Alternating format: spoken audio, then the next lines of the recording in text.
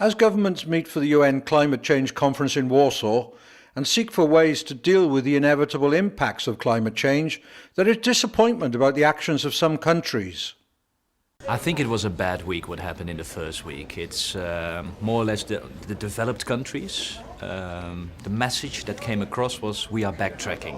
Japan did it literally, of course, but also Australia not sending a minister at all is also a bad sign. Canada was welcoming that Australia was not coming. So it's clear that then from a lot of countries' perspective, it's the rich countries who are backtracking. You've got the rich against the poor again. And as long as you have those two blocks against each other, it's very difficult for the EU because we want to differentiate ourselves from the rich countries who don't want anything.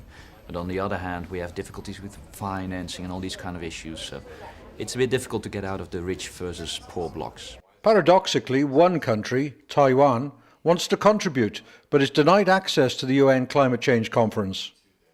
Taiwan would like to become a member or at least an observer of UNFCCC because Taiwan is a big economy and we would like to make some contributions to the international efforts in protection global environments, and we are determined to abide by the international regulations in controlling CO2 emissions so that we can have a better life. And there is nothing to do with politics in terms of international environmental protections. So Taiwan is entitled to meaningful participation in the UNFCCC, and we would like to make some contribution to these efforts. What is stopping you at the moment? Now, because Taiwan is not a member of United Nations, so some countries object to Taiwan's participation, especially from China. That is not reasonable because Taiwan just would like to do some contribution to the international environmental protections.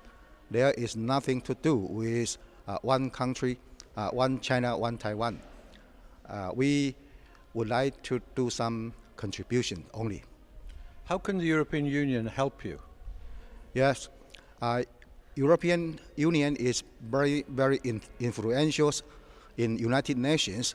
So European Union, the members of European Parliament and the European people can help Taiwan by persuading